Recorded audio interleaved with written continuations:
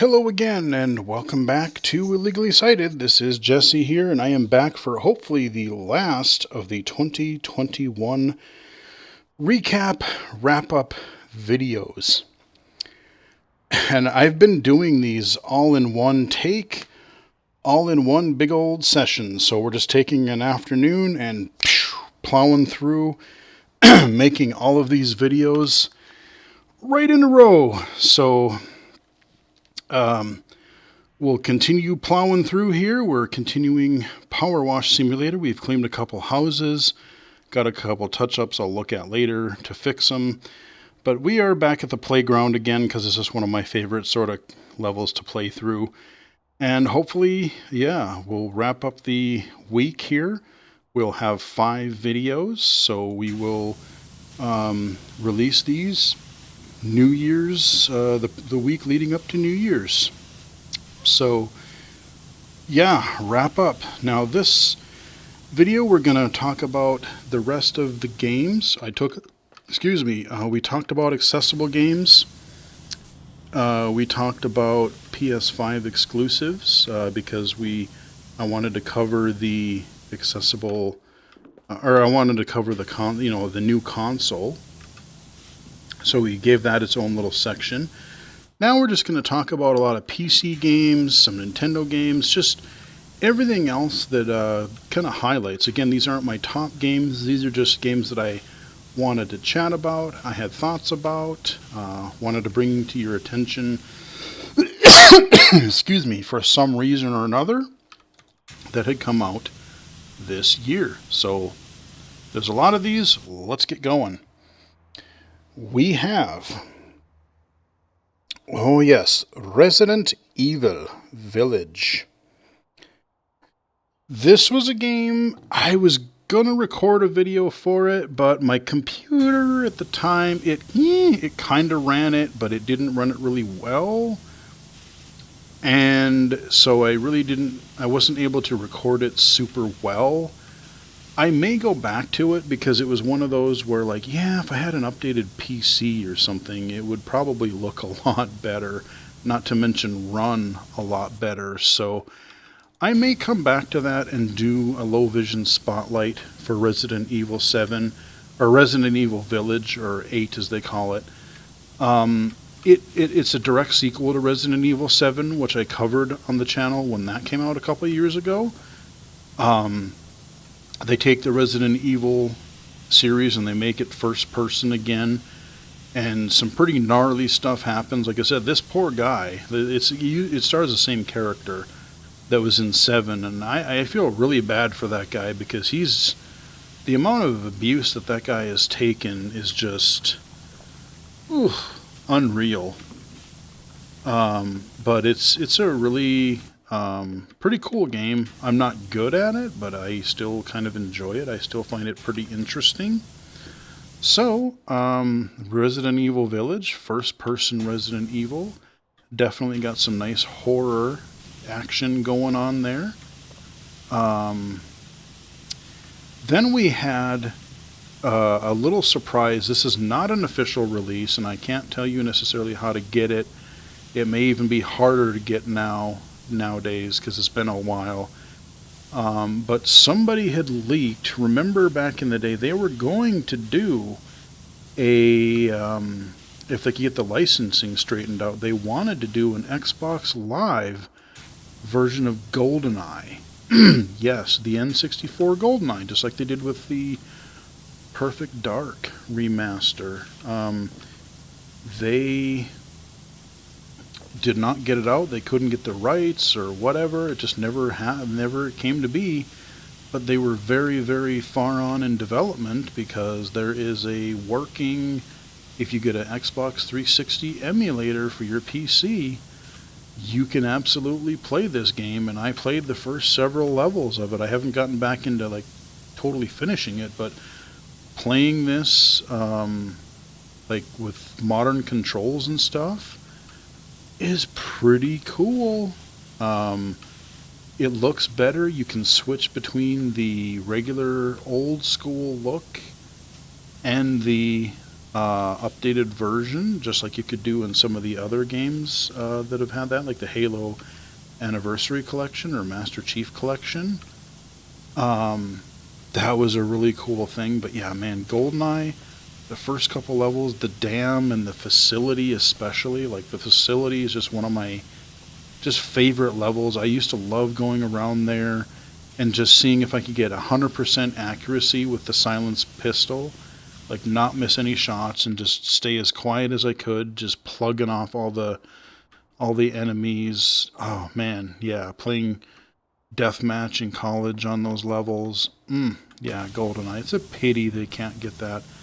Licensing screws everything up, doesn't it?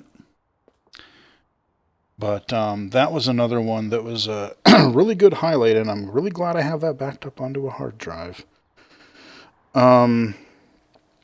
Gods Will Fall. This is a game I didn't play a whole lot of. I did get accepted into the Deep Silver Creators Collective, and I believe that's what it's called. And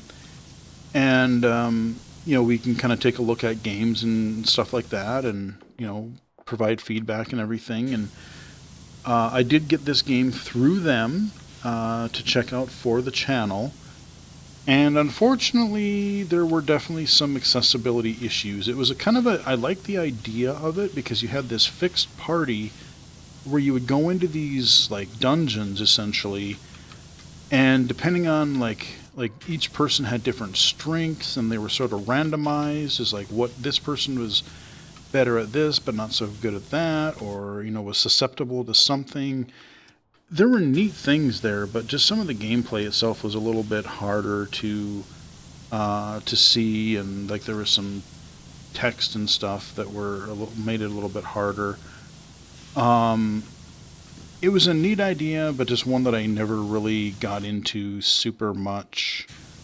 But the next game I did play all the way through, and it's a kind of a goofy game, but I rather enjoyed it.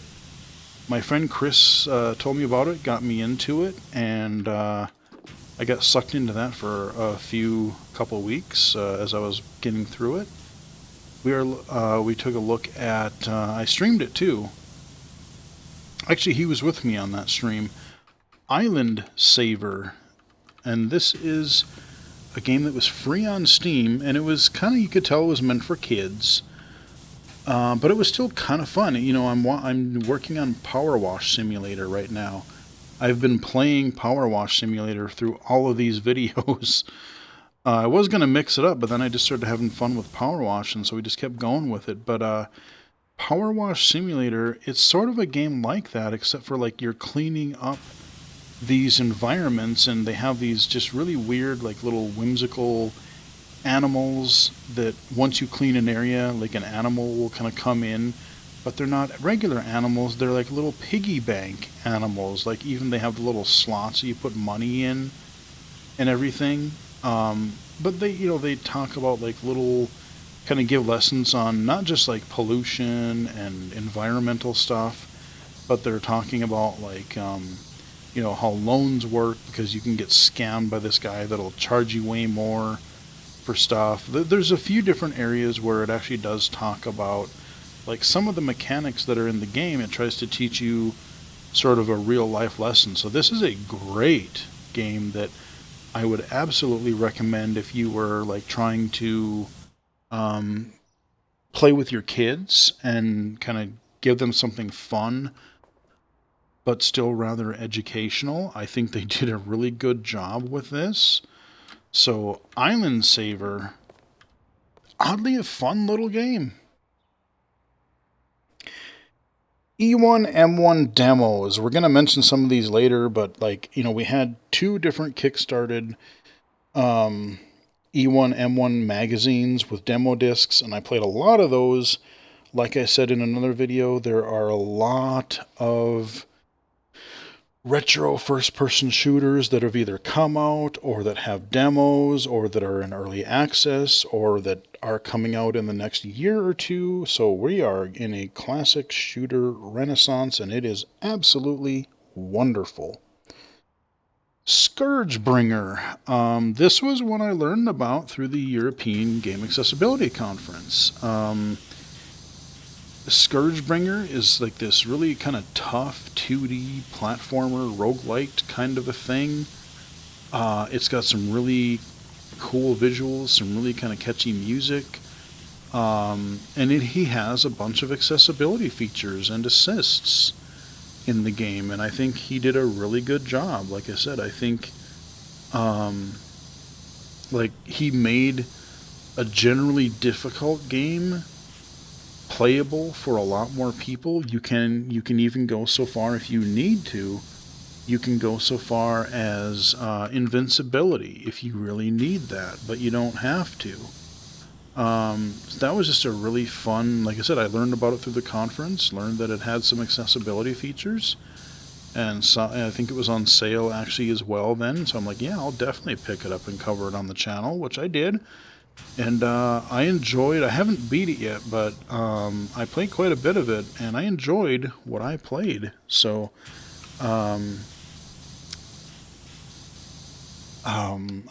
Scourge Bringer, I just forgot the name of it. Definitely a cool little game, especially if you're looking for something with a bit of a challenge. Ecstasy, and it's spelled really weird, EXTASE.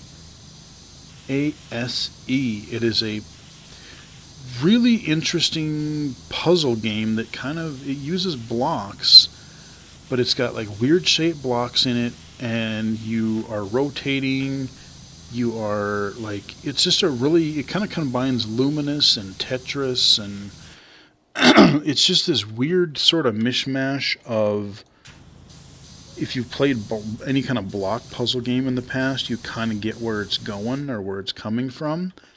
But it absolutely stands on its own as being pretty unique. And this is one that is, especially if you're used to playing puzzle games a certain way, it really kind of takes a little bit of time for you to wrap your head around how this game works. And like, it's something that I really want to dedicate more time to, because I could see this being pretty damn addictive. But currently I am kind of bad at it, and I really haven't played it as much as I wanted to, but it is one of those that I absolutely, again, he's added some accessibility features to it as well. He's been updating it, so I would definitely, if you're into puzzle games, this may be one you really want to check out. Ecstasy. What else do we got? I'm just looking at my list here. Oh yes, Defiance and Mr. Good Looking. This is, I believe, either a demo or early access. I made a video for it. Don't remember if I released the video. I think I did. It is a retro first-person shooter, but with the neat twist is that you play two characters.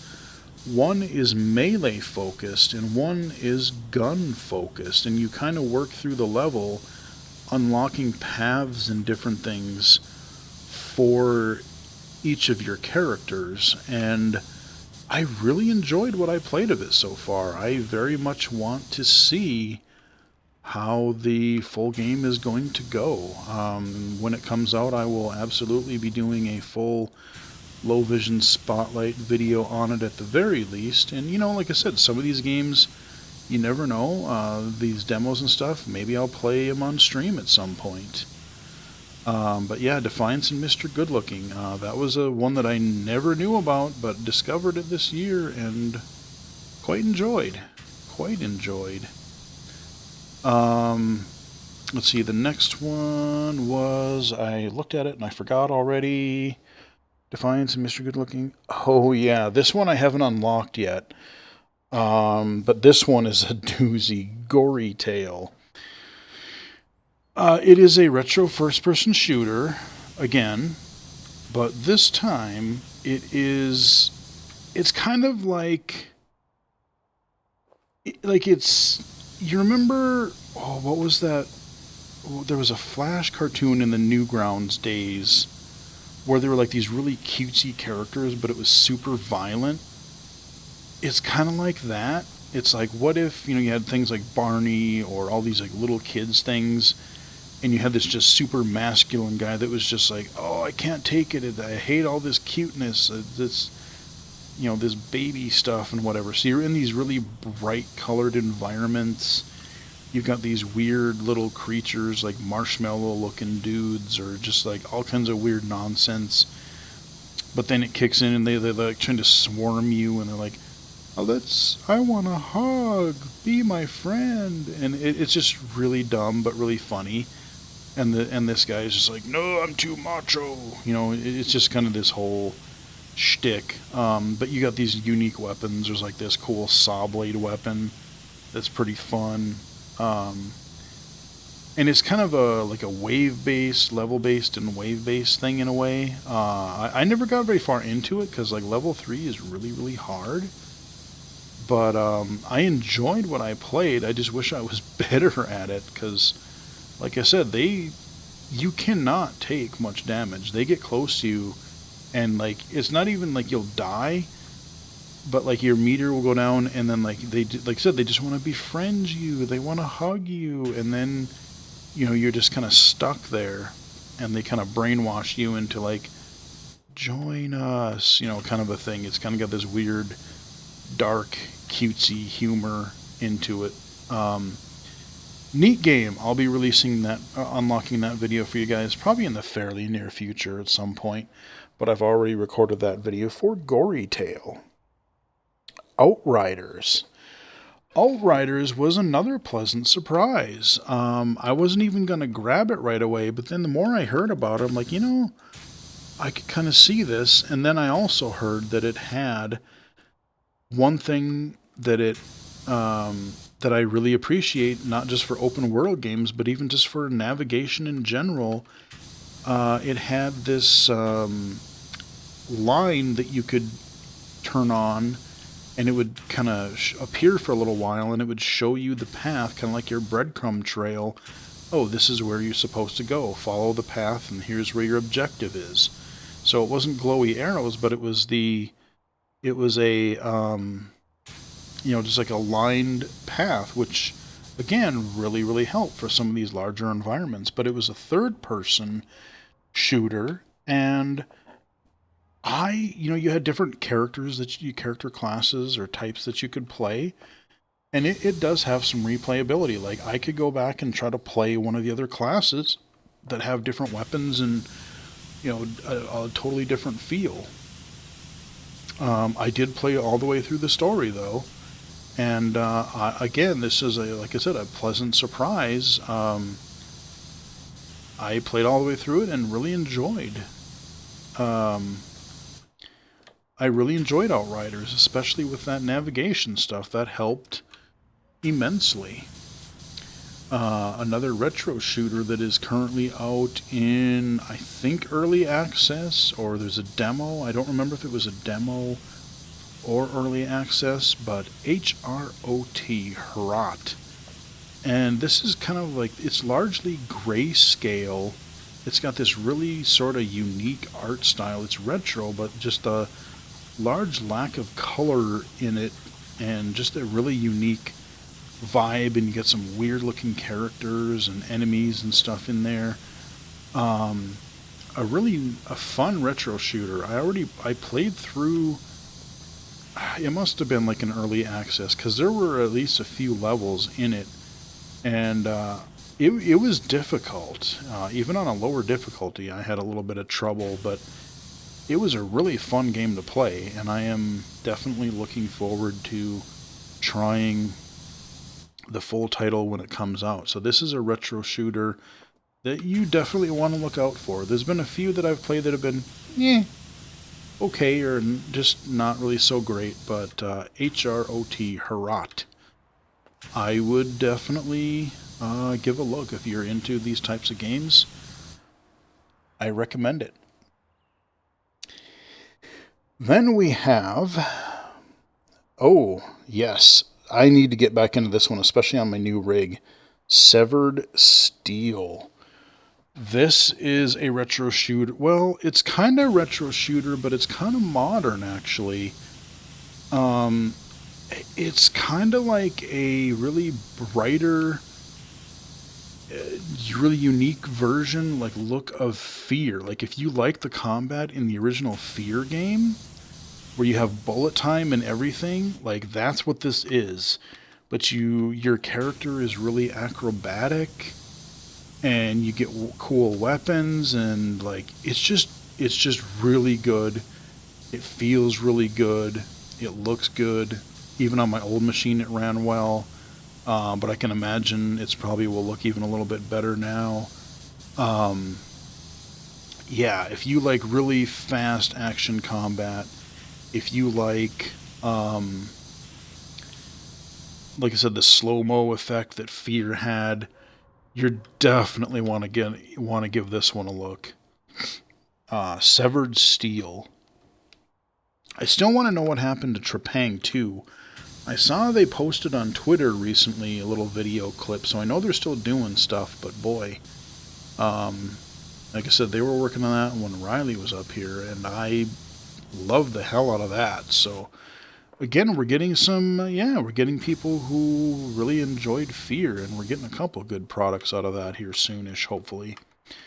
Then we have a game, again, I know it was on one of the demo discs on E1M1. I don't remember if it's in Steam now or not, like a demo or early access. I think it's just a demo. Agent 64. You know, people have fond memories of Doom and Heretic and all those DOS games, you know, that were out, Duke Nukem, Blood. But there's a lot of people, again, who really like GoldenEye. I already talked about the GoldenEye thing earlier. This game, like with mission objectives and just the way it looks, the way it feels, this is straight up like, what if GoldenEye got ported to the PC? No, it's not the same levels, it's not the same characters or anything, but like the feel of the game. If you want a game that plays like Perfect Dark or GoldenEye, yeah, you're gonna want to wishlist this one because it is really good. They have a one level demo out for it, and like I said, there's different mission objectives, and if I remember correctly, even just like the original games did, depending on what difficulty, it's not just like enemy damage, but you have more or different mission objectives. So yes, if you like those N64 shooters, you are definitely going to want to wishlist Agent 64. That video will be coming out hopefully pretty soon too. Oh yes. Unmetal. This is one I didn't even know about until E3. I forget where I saw it. It's one of the shows. And this game is really dumb, but really great. The full game did come out. I streamed part of it one night. I need to finish it, so I need to install it on my new PC and play it again. It is a really cheesy and kind of dumb, but in a great way, parody of Metal Gear Solid. Um, I'm in prison for a crime I didn't commit. It's fully voice acted. It is just, it is stupid fun in the best way. And I really want to get out of that first area or two because I want to see what else this game has to offer because it it's fun because it's just a very light sort of stealth game. There are upgrades, but like it's the dialogue and just the bananas directions the story goes. Like you just want to know what these characters are going to say. Even like the guards, you know, they're patrolling or they're just sitting there guarding something. Like the game is self-aware in a lot of places. It's just really dumb, goofy humor, and I love the game for it. Like it's just yes, please. Unmetal, not too shabby. Um, Witch Haven 1 and 2, believe it or not, have been re-released and made playable on modern systems. I've talked about these games in the past. These are old DOS shooters that were melee, kind of like a Heretic, but more melee. And I didn't care for 1 near as much. I played 2 first, but I went back and played 1. And like they both feel kind of jank nowadays, but they were really innovative and really ambitious for their time. I have a video for Witch Haven 2 recorded, but it's not out yet for you guys, so that'll be coming out again in the future. But these are really neat. Like they were, like I said, presentation-wise, mechanics-wise, like they were melee focused, but you could enchant your weapon. You had a spell book of like several different spells that you could use. You were trying to collect these pentagrams to go into these different, to clear the levels. It was just a really neat, everything else was shooters and rockets and things like that. You had this medieval melee focused game that, like I said, I think was kind of ahead of its time. There's some issues with it now for sure, but it's still kind of fascinating to look at it. Another game that was really a neat surprise, I've talked about this game before too. I don't think I've done a video for it yet, but I really need to, is this Severance Blade of Darkness. I actually just saw on Steam the other day, they just released an update. It has full controller support due to fan request, which honestly might be easier because I tried playing this again with the computer keyboard and mouse, and oof. Even back then, it had a weird control scheme. It was sorta... I got used to it, but it was kinda unique, shall we say. And I was gonna do a video for it, but I just couldn't wrap my head around some of the controls, and I had a bunch of other stuff going on, so I never did get around to the video. But especially now that they've added controller support, I am genuinely curious, and I'm gonna give this one another look because my friends and I've talked about this before on the channel probably, but my friends and I, we played the crap out of this in college. And if you like, or if you like Bloodborne or Dark Souls, Demon Souls, this is kind of that game in a way, not quite with like the bosses and stuff, but like it's kind of that vibe, and it is a difficult game. It was that game back in like 2002, 2003. And yeah, my friends and I, we played the ever-loving heck out of this game. Severance Blade of Darkness. It is on GOG, I believe, and Steam. I think I picked it up on Steam. So that was a classic that I really never thought I would see revived. I thought about it, and I've had the urge to try it, but yeah, I'm very curious to try it now that they've done some more patches and updates and added controller support, so look forward to that at some point.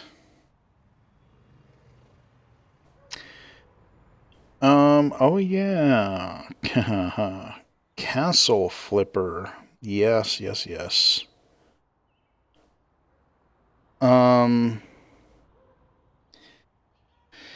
So, I've been looking for games to play while I listen to podcasts and audiobooks, and, we've got Power Wash Simulator, which has been very, very good, even in early access form. We've had House Flipper. I was hooked on that last year. And then I found out they had a Castle Flipper. I saw that on sale earlier this year and picked it up.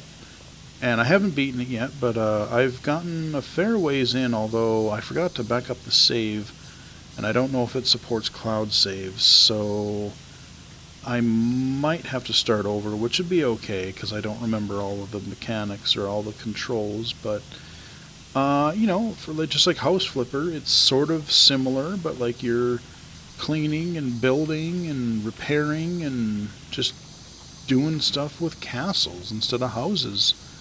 So yeah, it's kind of a neat take on the Flipper genre. So I've been playing a little bit of that. Then we have the Blizzard Arcade Collection that also came out of nowhere. And I was very pleased to see this happen. Again, like I said, I know there's a lot of stuff going on with Blizzard, and I haven't even really been supporting them lately. I haven't played Hearthstone Access or anything like that.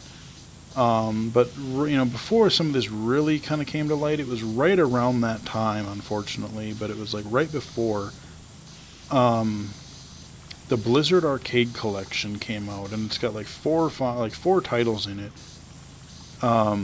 You know, Lost Vikings and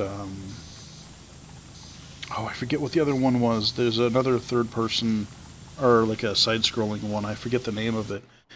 But the main one that I even cared about that would make it worth it on its own, and I got it for Switch, in PC actually, is Rock and Roll Racing. Yes! You know, RC Pro-Am on the Nintendo, and then Super Nintendo. Blizzard said, yeah, we can do that, and let's add a classic rock MIDI soundtrack to it. And I said, hell yeah, let's do that. And that was one of my favorite racing games early on. Rock and Roll Racing, still fun. Streamed it, played it, it's still great. They've added like a definitive mode where you can use the MIDI tracks or you can use the real songs. They've added like more voice samples. They've added just, you know, more content. You have the Sega Genesis version and the Super Nintendo version, which the Genesis version is, the sound in that is rough, man. The sound in the Genesis version is not good. Just some of the music in that, like that Genesis sound chip. Yeah, you could make it do some neat things, but that was not a good thing, man. But it's cool to have that history, you know? Like I said, I can't remember the other third-person title that was in there. Lost Vikings, Rock and Roll Racing, and something else that I can't remember. But it is available pretty much everywhere on most of your modern consoles and PC. So I would definitely, you know, like I said, I know if you don't want to support Blizzard, I get it. But when that came out, like Rock and Roll Racing, I'm sorry, I was there. Yep, Rock and Roll Racing. That is a good one. So that is the Blizzard Arcade Collection. Then we have Boomerang X. Yes, that is a really unique first-person shooter. All you're armed with is this boomerang, which you use both to defeat enemies, and you kind of use it as like a grappling hook slingshot kind of a thing. So you use it, you can throw it out, and then you can warp yourself to where it is, or you can, you know, throw it out and then kill enemies with it. And if you're good, you can pretty much just, you know, never touch the ground. Like you can get in the air and just zip, zip, zip between enemies and objects and bouncing off of everything. It's a pretty hard game, but again, they've added some nice accessibility features. They've added a high contrast mode. They've added even like an invincibility. I think you can slow down and you can extend like when you're in the air, it kind of slows down. You can adjust how long that lasts or have that be infinite. There's just all kinds of different accessibility things that you can do in that game that I appreciate. So yeah, Boomerang X is a really unique, really pretty challenging, and also fun first-person shooter. It is not your typical shooter by any stretch of the imagination, and I think it's better because of that. I think it really stands out. Speaking of other interesting shooters, there's a retro shooter that I rather enjoyed called Anopec. Kind of has this Wolfenstein 3D era, Blakestone era gameplay and graphical style, but there are some really neat graphic effects too. It is pretty neat. Actually, let me switch to this one because I'll be able to get up higher and it'll still give me a wider. There we go. But yeah, it's just this really nice little, it's kind of, I don't want to say cutesy, but it's just got this really nice animated style to it. It's a short game. I streamed it one evening and I ended up beating it. I played the demo on one of the E1M1 discs. Then the full game came out. I played it, and yeah, I ended up beating it in an evening, which is not a bad thing, I had a good group of people in chat that evening, and we were having a good old time chatting, and people were rooting me on, and yeah, I was having fun with that. So, Anopec, it's really generally quite easy to see. There's one boss encounter in that game that I found to be rather difficult because there was a lot of stuff going on visually, just with the way the room looked and the way the boss was really kind of blending in. So there was one area where I did have trouble, but I got through it, and the rest of the game wasn't too bad at all. There really wasn't much of a punishment for death or anything like that, so it was just a enjoyable retro shooter. Anopec. Let's see what else we got here. Oh yes, Back 4 Blood. I really want to like this game. I absolutely want to love it. I want to love this game. I really, really do. It came out in October. It's on Game Pass. It's also out on Steam and other platforms. In some ways, this is a spiritual successor to Left 4 Dead, which you know how much I love that game. Quite a bit. It is one of my favorites. But Back 4 Blood, there's just something about it that is not clicking for me. There are times where it's really fun. But there are also times where it's very frustrating, especially, again, I'm primarily playing it solo right now because, I don't play with randos and I don't really have anyone right now to play it with. But some of the AI, with the enemies, and some of the AI when they try to heal you or don't heal you would be a more better word, or revive you when you're down, can be frustrating. There was a mission I was playing literally just last night that was really starting to piss me off. I got through it eventually, but it was driving me nuts. And then the other main thing is you have this whole card system. So you don't everyone doesn't have their own same thing. Each character's kind of got their own weapons and perks and whatever, but then you build these decks of cards where each round level that you play, you get these corruption cards, and then you get one card random from your deck that you get to put in play. And, the corruption cards are things that the AI draws, and they make it harder. And your cards will try to help, give you some buffs or perks or whatever. And it's neat in theory, but, I almost feel like maybe I need to really, really sit down and go through and really build a custom deck, because I've kind of just been going with, some of the earlier ones, and they literally just added single player back into the game within the last week. I'll talk about that in a second, but because maybe that would help me with some of the trouble that I'm having, especially while playing solo.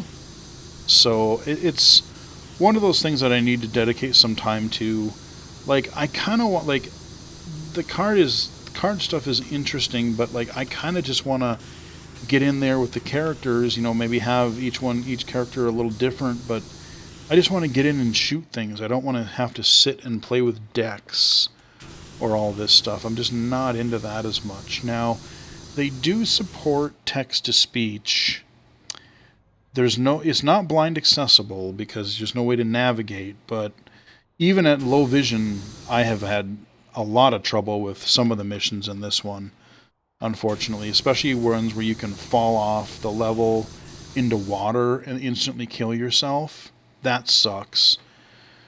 It has text-to-speech, but it is very inconsistent. And I did an accessibility video for it, but I have not done a full spotlight video, which again, now that I have my new rig and I'm able to play it better, I almost kind of want to revisit it and talk a little bit more about it in a spotlight video, because there's a lot of things I want to like about it, and there's equally several things that are really frustrating to me about it. And the text-to-speech is very spotty. Sometimes it reads, sometimes it doesn't. There are areas that it will read, period. There's stuff where it won't read at all.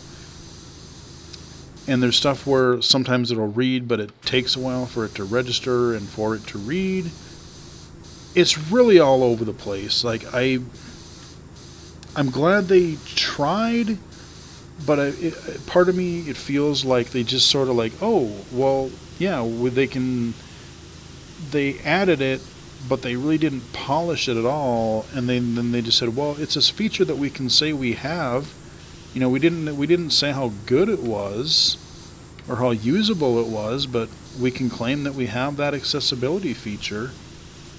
So I don't know if or when or how much they're going to improve this text-to-speech feature, but it does drastically need improvement, even as a low vision user, for that to be more effective. The voice that they're using, you can't slow it down or speed it up, and it's kind of not a great voice either. So, like I said, on one hand, I'm grateful that they added it, but we can't just say, oh, well, I'm grateful, good job, guys. If it's still kind of a half-baked solution that doesn't work well, I'm equally going to call it out, and that's where Back 4 Blood is. Like, I was excited, super excited to hear that they were going to have it, and then I saw the execution of it and went, ooh, this needs work. This absolutely needs work. So that's Back 4 Blood. Hopefully I'll be able to do a little bit more on it again in the future. And I really, really want to like it, because I've been wanting Left 4 Dead 3 or a spiritual successor, whatever. I just saw the other day that Tencent, this Chinese company, they bought out Turtle Rock now. So I don't know what that's going to do for how that's going to affect them one way or another. It'll be interesting to see that, but that happened like literally a couple days ago. So yeah, Back 4 Blood. Very mixed feelings on that one.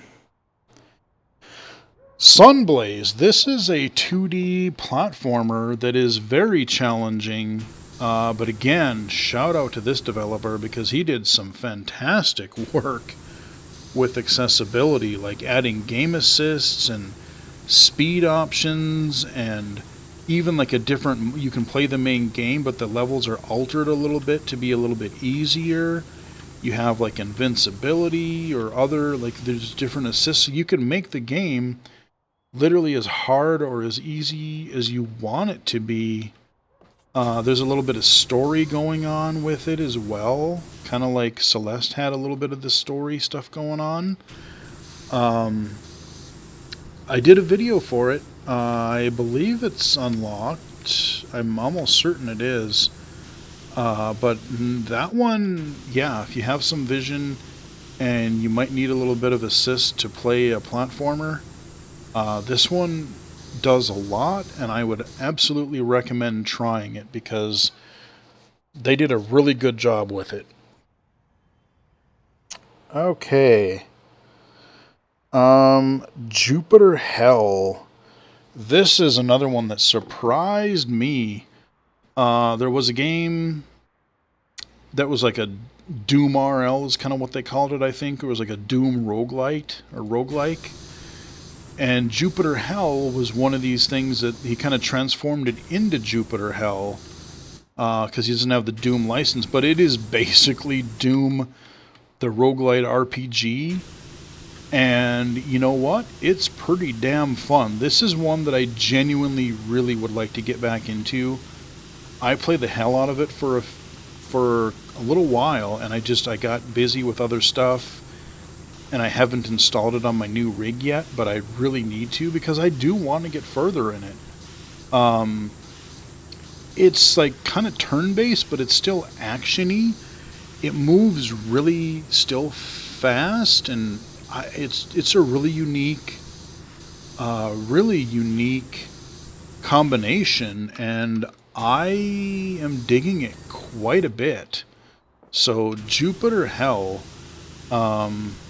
he's been adding a little bit of stuff, I think, for accessibility, or at least like visual settings and stuff like that too. I wouldn't call it blind accessible, but low vision wise, the game does some nice stuff that makes it a little bit easier to see, and you can turn off certain settings to make some of the darker backgrounds easier to see if you need that.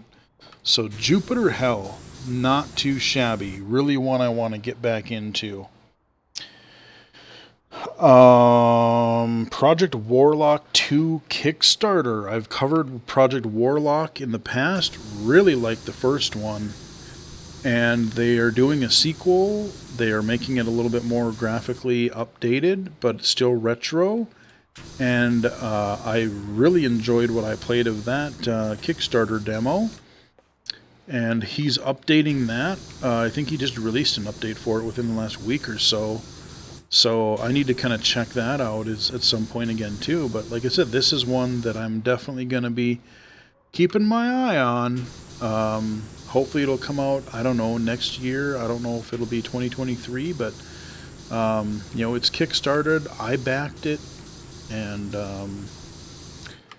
very much looking forward to that, to Project Warlock 2. Retro first-person shooter. Dread Templar, another one that's in kind of a demo early access thing. I really like the vibe this one's going for. I think it was called Hell Hunt before, and I may have released a video for it under that name as like an early access or a demo type of thing. It's really good. It's got this really neat kind of demons sort of vibe going with it, but there's some cool weapons, cool enemies. It's just a really neat retro first-person shooter. Not quite sure what else to say, and I want to keep the video moving because we got a lot of games to cover yet. It is just a really good retro shooter that I am very, very much looking forward to. Dread Templar. Cat lateral damage remastered. Yes. Cat lateral damage. I really liked that when it came out. I backed it on Kickstarter originally. You're a cat, you're in first person, and the goal of the game is just to wreck the crap out of every environment that you are in. And it's fun to break stuff, especially in video games. So they did a remastered version of it, and of course they had to do their little remastered pun. But it was still a lot of fun. I did a stream of that. That was another fun stream that I remember because we had some good audience participation and chat, and yeah, we were having a good old time for that stream. So Cat Lateral Damage Remastered. That was a good one. White Hell, that was another early access demo that was really good. Looking forward to seeing what that's going to be like. Retro first-person shooter. Got a really kind of a unique art style, and that is one that is I found to be pretty difficult. These guys don't mess around.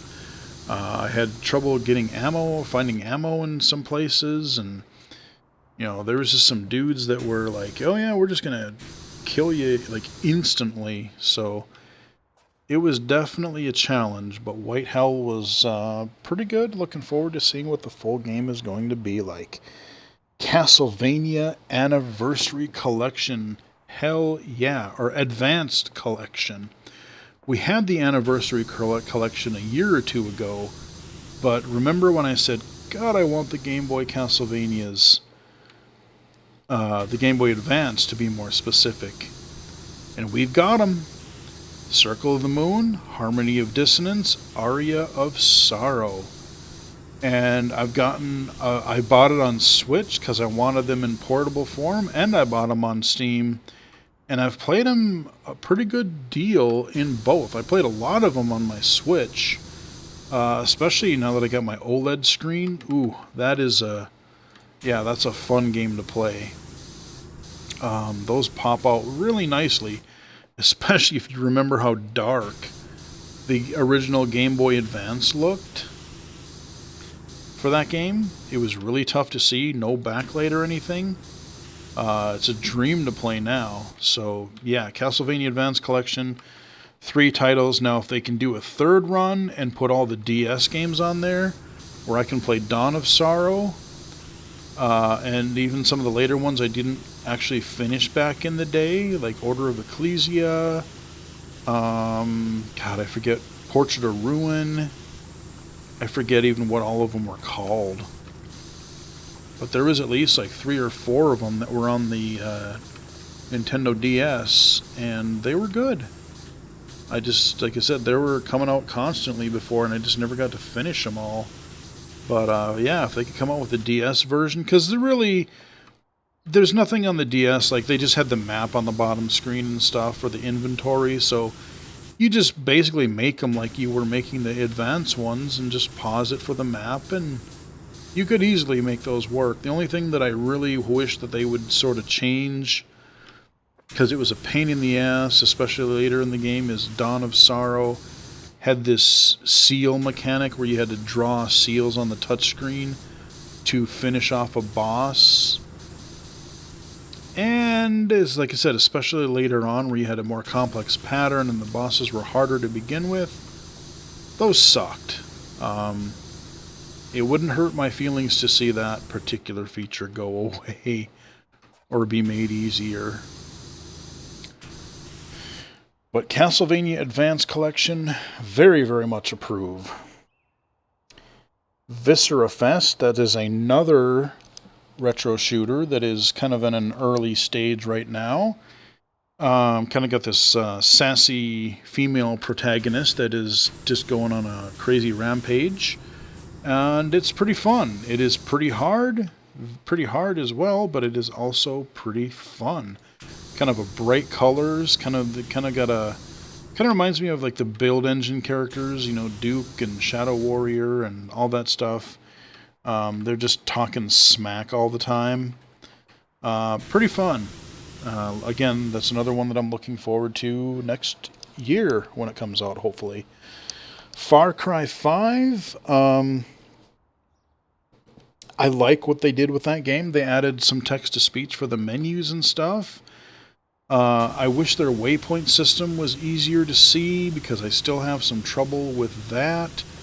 Instead of using the little diamond off in the distance that a lot of games use, I wish they would just have like a glowy path like Outriders or other games like that would. That would be very much appreciated. There's just, I don't know, like some of the tasks that you do in that game are, they're okay, but they're not super fun. I love the weapons that you can get. I love the fact that you can get this giant crocodile or alligator and just like sick him on people. That is really great. But you can get other pets too. that will follow you, and they have like different... Come on, get up there, dude. Get on the roof. There we go. But you have these different pets, and, not your garden variety pets, and they're pretty fun to just sick on enemies. But you got all kinds of ridiculous weapons and flamethrowers and vehicles and all kinds of stuff, so that's pretty fun. Yeah, so Far Cry, fun, but still had a little bit of a challenge with it. Riders Republic. This is another one that's pretty neat. Another Ubisoft gig that, it's kind of got this extreme sports vibe. The presentation is really cheesy. It is almost cringeworthy, like the way they talk. Like, nobody talks like that. And if you do, you deserve to be slapped. It's like that whole surfer bro culture. It's really cringe. But the gameplay itself, you're mountain biking, you're wingsuiting, you're skiing, snowmobiling, a lot of these different things, and there's some crazy tracks and stuff. It's, you're biking down these big hills, and like you feel like you're always just one little tiny inch away from being completely out of control. It is one that I got on PS5 through Ubisoft. I've been working with them, so shout out to them for both Far Cry and Riders Republic. I kind of almost want to grab them on PC at some point too if they get a deep sale, just to have them that way. Because Riders Republic I could definitely see being pretty fun. Kind of like Descenders. I did a video for that.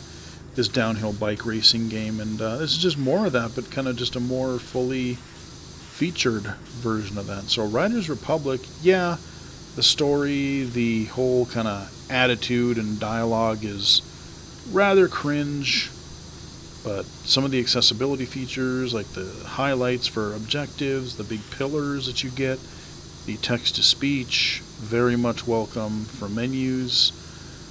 They're getting pretty good at that stuff so far. So I'm hoping that now that they've started doing text-to-speech as standard and they're actually getting pretty good at it, I'm hoping that they're able to work on the final part of total blind accessibility and having these sort of in-world navigation assists that can allow a blind player to independently navigate these games.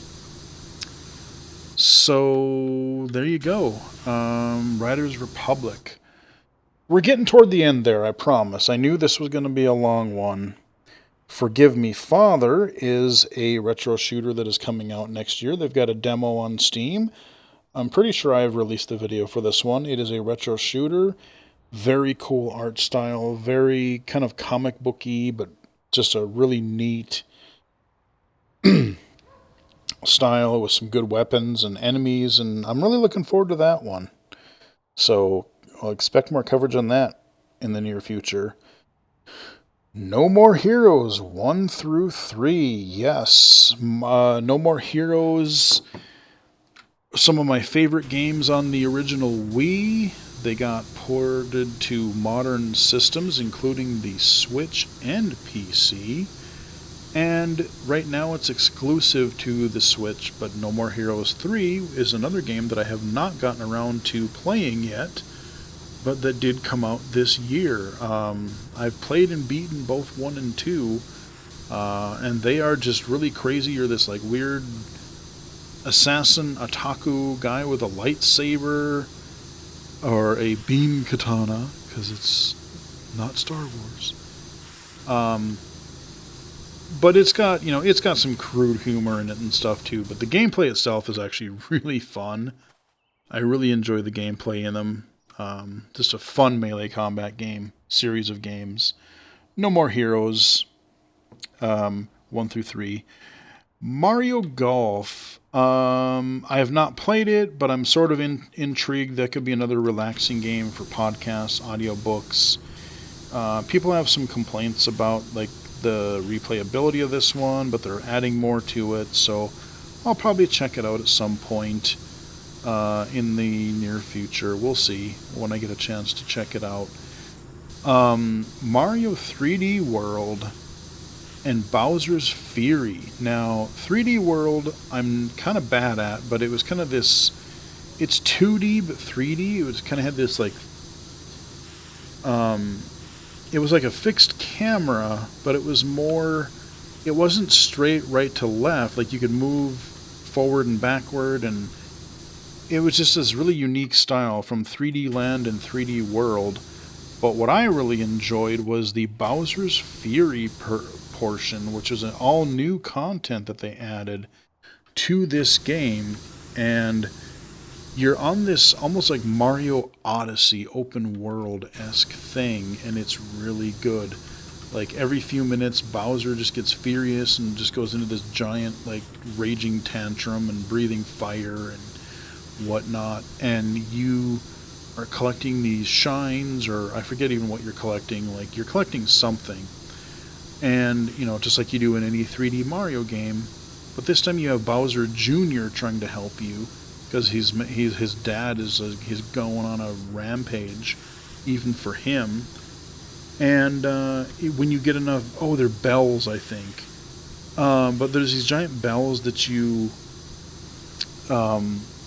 eventually unlock. And when you do, it goes into this giant... Like, you turn into the giant cat Mario. And you just, like, beat the living crap out of Bowser. You get this giant... You know, it's almost like these... Oh, what is the word I'm looking for? You know, like Godzilla, King Kong... Oh, what is the stupid word? Kaiju battles. It's kind of great. I mean, it's not super hard, but it is very entertaining, and I enjoyed it a lot. So, yeah, Mario, good game. Warioware, yes, this is another one that I really haven't gotten a chance to get into much. But it is on the Switch, came out this fall. I'm a huge fan of WarioWare, especially the first couple. Twisted and the original. Oh, God, they were good. But this one is different because you have different characters, and you kind of cycle between the characters during the mini game, so you never know what character and how you're going to have to tackle that mini game in order to make him work. So... Again, I can't really talk about it too much because I really haven't gotten to play it much, but I've seen footage and I've poked at it a tiny bit, and so it's one that I just need to get around to trying here again soon. Again, I need more time. And then we have Metroid Dread, one of the other main Nintendo titles this year. This is one I really wanted to like. I really did. I really do. But you have these... The controls, I think, are needlessly complicated for what the game is, and they just don't feel comfortable, especially on the small Switch controllers. And, like, you kind of have to, like, oh, hold this button down, then hold that button down, then hit that button, and then you got to aim as well, and... Ugh, like, when you're fighting these new enemies, these robots that chase you... you have to stealth or evade them at first, and then you get a power-up eventually that will allow you to take them out. But again, even trying to aim at them makes it really difficult sometimes. And some of the stuff is a little bit harder to see in some ways, but like, I really wanted to like this game. I love Metroid, Metroid Prime, Super Metroid, Zero Mission, God, I loved it. But I don't know, this game is not clicking with me the way I wanted it to, which is really sad. Because we don't get Metroid games all that often, and when we do, I would love for them to click with me and be good, and for me to love them, because they're great usually. So those are some Nintendo titles that came out this year that are really, I think, pretty memorable. Biomutant was another one that I need to get around to playing. Picked it up on sale, haven't gotten a chance to try it on my new rig. It's kind of like a 3D Zelda-esque kind of a thing. You're playing these like anthropomorphic animals. I don't know a lot about it other than it's sort of kind of like an action-y, I don't know if I call it an RPG, but it's sort of around those lines. Um, that's all I can really say about it, so for now, so expect a video for it hopefully in the future when I finally get a chance to playing it. Okay. Oh, speaking of disappointment, the Ninja Gaiden collection. It's another, rushed port that I have not bought it yet because I've heard just nothing but bad things about the way this port ended up. It doesn't play well, I guess, and it just doesn't look that good. And I don't know what they did. They kind of screwed it up a little bit, and so I'm very disappointed because I love the original Ninja Gaiden Black on Xbox.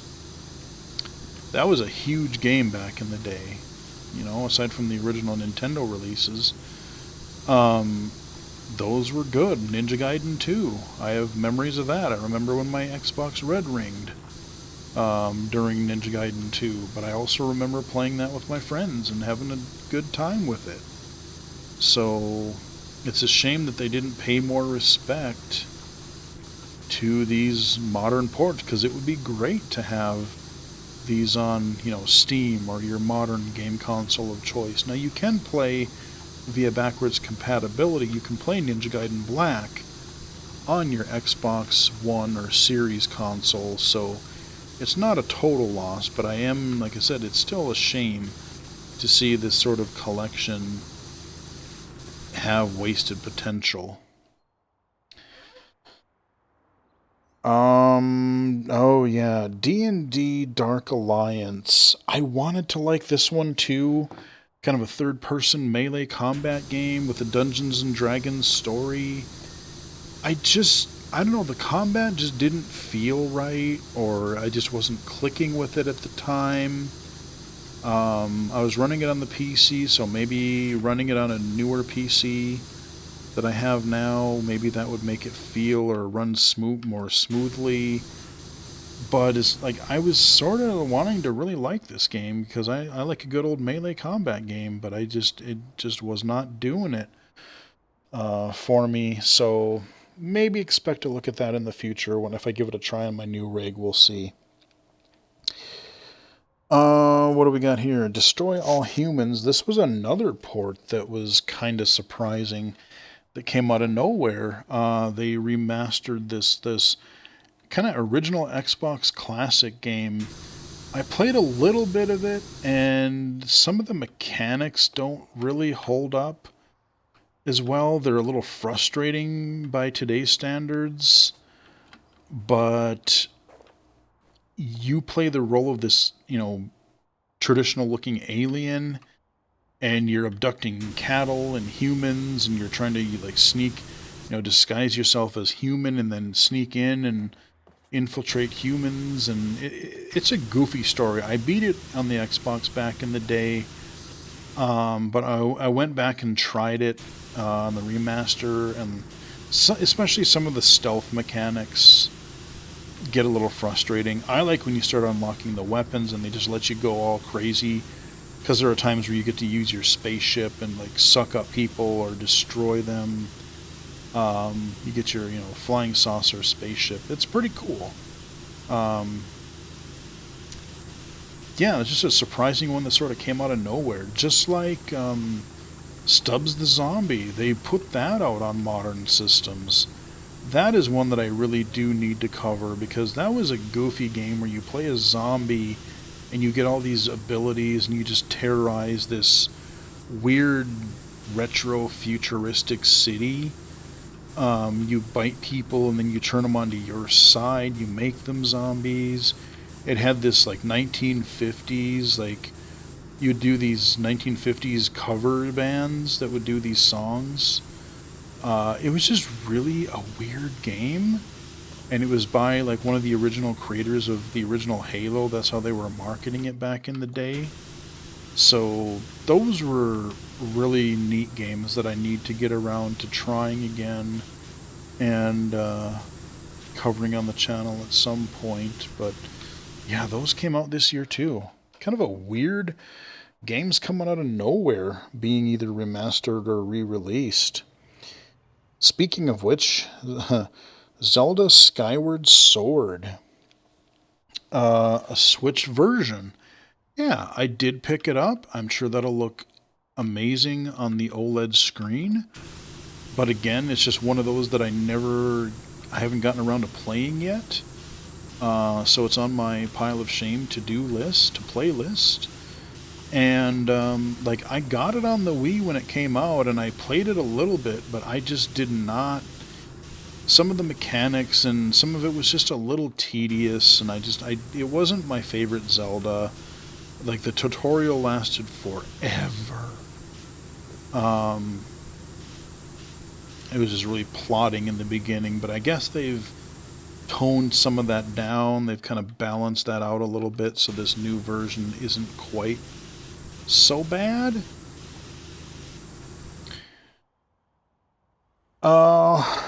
What else we got here? 12 minutes. This was one I was very much looking forward to. It looked unique, sounded unique, different type of gameplay. Again, your time loop sort of a thing. And I tried it a little on Game Pass, and I found the controls and visual stuff, like you have to do things quickly, and finding that little mouse pointer or the little cursor that you use, I just wasn't digging it. It was just really kind of difficult, and seeing some of the stuff that they wanted you to do quickly. And then I watched a playthrough of it just to see what the story ended up being, and boy, what starts out as an interesting an interesting story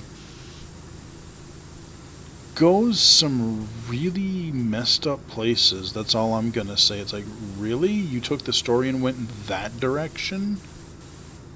Why did you do that? I just really was not like, as much as I was looking forward to the idea of that game, it really fell flat for me both in the story and the ability to be able to play the game. So that's kind of one of my disappointments of the year, because I really wanted to like this one. Um, Aliens Fire Team Elite. Kind of a Left 4 Dead style thing, except you're fighting xenomorphs in third person. Again, one of those that I think if they had a little bit better, like, navigation system to tell where you're supposed to go, maybe I should try it on my new rig. It'll probably run a little bit better. But sometimes it was hard just, because the aliens can just zip around and like crawl on the ceiling, crawl on the walls, and again, if I play by myself, how good is the AI at reviving you or that kind of a thing? It's one of those that I need to go back and give another chance. Like before I upgraded my rig, I played it for maybe a half an hour, and went, meh, not right now, and I just never got back to it. So, it's one that I should give another chance to, just to see if I like it, or if it's just one of those that didn't work out again quite as well.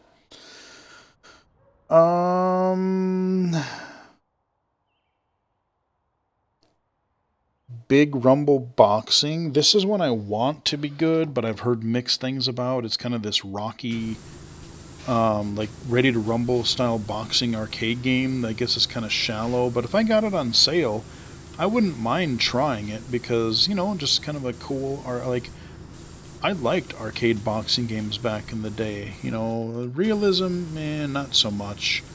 But like, I love the Punch-Out series, Ready to Rumble boxing, that was okay. I enjoyed that on the Dreamcast, and the game reminded me a lot of that, so it's one that I really kind of want to check out. And uh-oh, what did I do? Uh-oh, did I... Uh-oh, I hope I didn't accidentally touch the phone and delete. Hang on.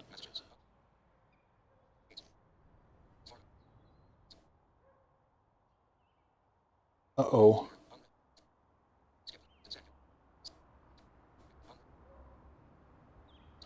Holy criminy. Where the hell? I think when I went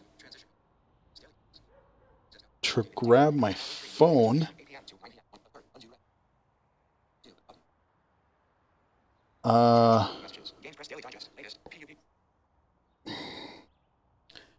crap.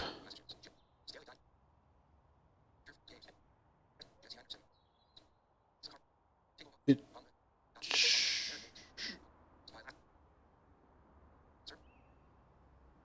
Oh my.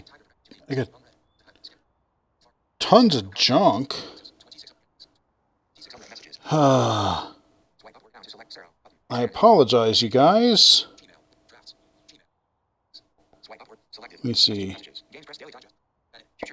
Okay, somehow I made my my notes disappear. So I'm going to have to go kind of by memory, and I may forget a few here and there. We are winding down, though. We're getting to some of the fall games, like Psychonauts 2. That was one I even forgot to put on the list, but that's another one that I really want to get around to. I love the first one. The controls on that, I tried to play it fairly recently, and the original, it just doesn't play super well, especially on the computer. But Psychonauts 2, I'm very interested in the humor and the story, and even just trying to see what some of the crazy levels are going to be. So looking forward to that. Yeah, boy, how did I picked up my phone, touched the screen, and I somehow either deleted it or moved it, or because it went to another message, and I don't know, I didn't see it in the list again. So I don't know what the hell I did with that email. What other fall games? We have Forza Horizon 5. That was a great racing game. I'm definitely going to be playing more of that. It's just fun to drive around the open world in that game. I really liked what I played of that, and especially playing it with my new graphics card. Jeez, that game looks stunning. I talked about in the accessibility video about how they added the accessibility, so I'm not going to repeat myself here, but I mean, kudos that they won some of those, won that award. And I hope they're able to add more actual blind accessibility for driving in the next version that they do, because that would be fantastic. Talking about racing games, we had another one that I was hoping would be good, and it was. We had not Lego, Hot Wheels Unleashed. I've been playing a fair bit of this one. I've got a video recorder that I'll get out for you guys at some point in the near future. It is an arcade racing game. It's actually rather challenging, but it is a lot of fun, actually. I really enjoyed Hot Wheels. It's it's not open world or anything. You've got these actual Hot Wheels tracks. You've got licensed Hot Wheel cars. The only thing I really don't like is how you unlock some of the vehicles, because some of it is a lot of it's really random. You kind of get in-game currency that you use to kind of you spend, but you can get duplicates. Like when you try to do the box unlocks, you might get a duplicate or something like that. So that kind of sucks. But the racing itself is actually pretty fun. It's really kind of drifty, kind of drift heavy, and you get some pretty roller coaster-esque tracks. So that's pretty good. I'm definitely going to play more of Forza and Hot Wheels Unleashed. I really enjoyed both of those. We have Halo Infinite. Again, I mentioned the crashing issues in the other videos, unfortunately, which I hope to God is being addressed, not just for me, but for other people on PC, because I've seen that a lot of people on the PC platform have had this trouble as well, and it's frustrating. But what I've played, I've played several hours of it, and with the open world nature of it, and the kind of objectives that you have, and the grappling hook, and just the chatter of all the enemies, it's a really entertaining game. It's really fun. it is really, really fun. And that's why I'm really sad that I'm having these technical issues, because sometimes my computer just reboots on its own. I'll be in the middle of the game and phew, kick me out to desktop or flat out reboot my system. So that can be really disappointing. But I'm definitely going to be playing more of that, especially as they kind of patch things more. Halo Infinite, really looking forward to playing more of that. Love what I've played when I've been able to.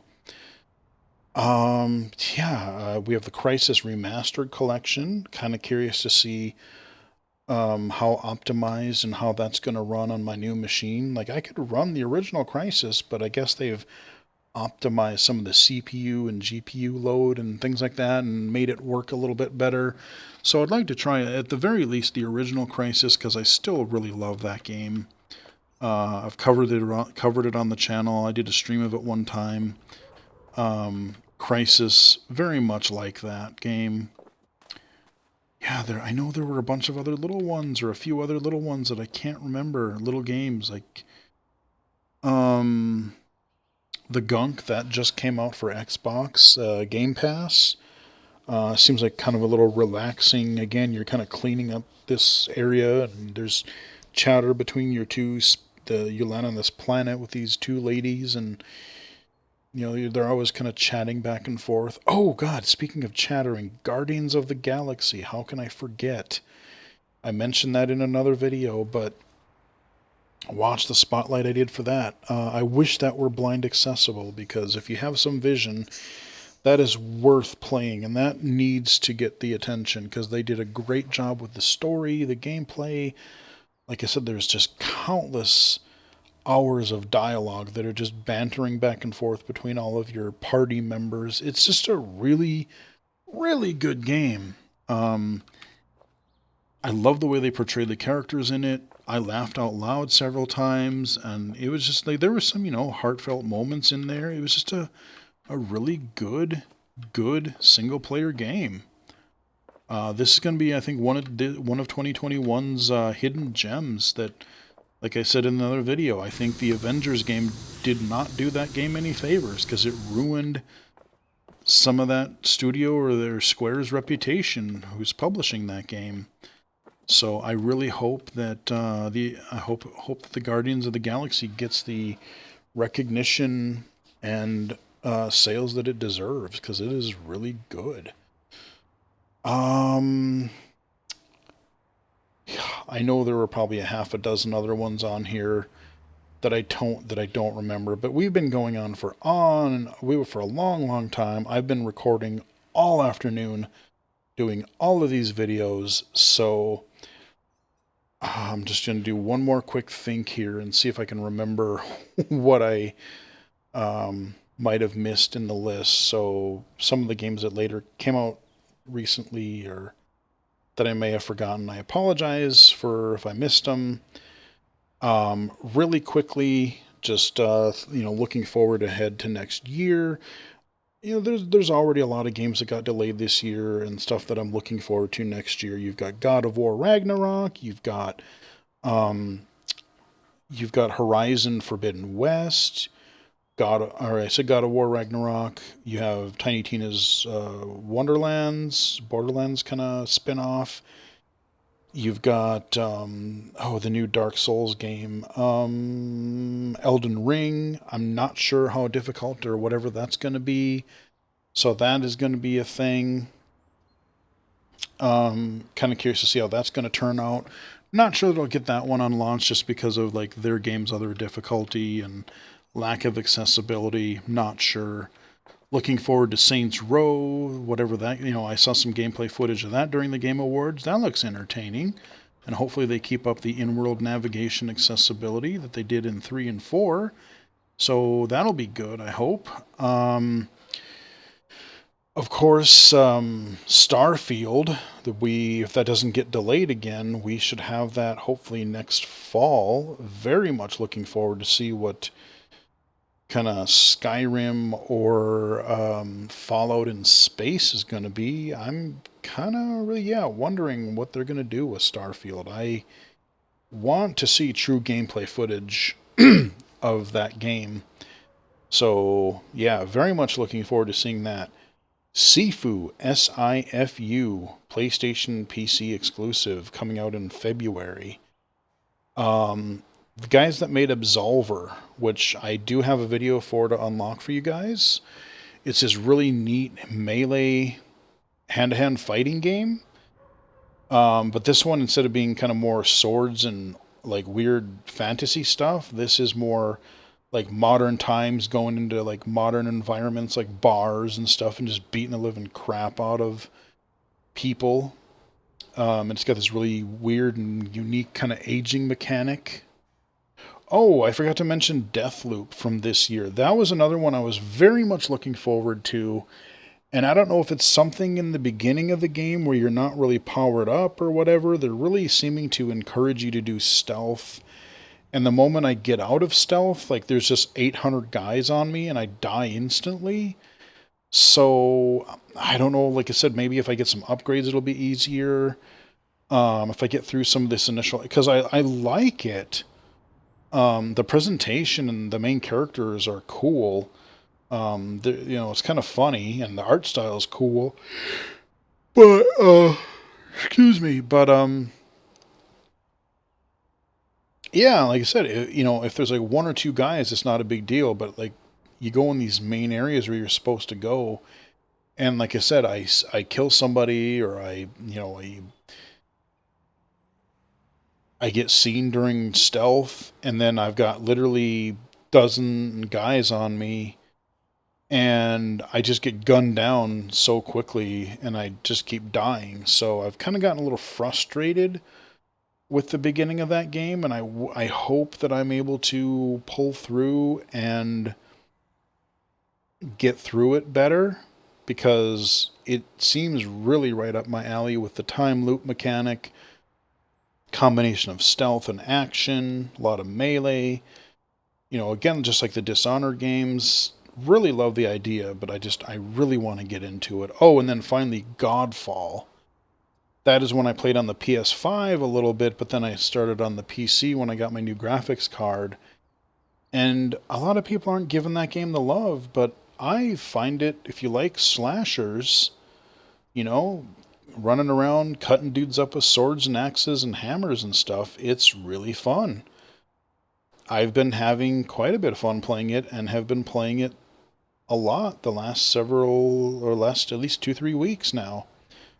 So Godfall, I've streamed it a couple times. I've got a spotlight for it. Um, and so if you have a PlayStation 5 or if you have a PC that can run it, excuse me, and you like melee combat, I really am enjoying it. So that's another good one. But yeah, I those are all the major games I think that, aside from a few that I may have missed from my list. I still don't know how I did that. Um, but so, when I started prepping for this series here, I'm like, yeah, 2021 really wasn't all that impressive. But then you look back at it and go, yeah, I guess there were a fair few games out there that were pretty good. We actually did have a pretty good year despite all the delays and being able to get new systems and unable to get GPUs or anything with microchips in them. With all this COVID crap still going around. Yeah, it's been a tough year in a way, but I'm hoping things get better in 2022. But like for me personally, knock on wood, it's been a pretty good year. So I'm hoping to continue more consulting and everything in the, going forward. Advocacy, I'll still be doing the channel. I'll still be doing Twitch. Lots to look forward to as far as games and technology next year. I've got my new gaming rig. I've got my PS5. So pretty much whatever Microsoft or Sony throws at us, I should be able to play it with little issue. At least I'm hoping, assuming they release games that are not buggy and actually are finished at launch. And of course, the last game I have to mention that we have been playing nonstop this afternoon through all of these videos is Power Wash Simulator. Something so simple you think wouldn't not be that engaging, but you know what? I'm just going to go ahead and say it is, and it is definitely one of if not one of my highlights, if not one of my games of the year, because I've played this for far too many hours. It's seen me through audiobooks and podcasts and a couple little other odds and ends, and I would totally never play it during a Zoom meeting. I would totally never ever do that, such a thing. But if I did, it would be a really nice, relaxing way to stay engaged. But anyway, that'll do it, guys. 5 videos, 2021 year recap, year wrap up, whatever you want to call it. It's definitely been a year. Hope you guys enjoyed the video. I am definitely going to kick back for a little bit because I've been talking nonstop for like 4 hours now. Or it seems like that at least. But all afternoon I plowed through and got all of these videos that you see here. These 4 or 5 videos that we're working on.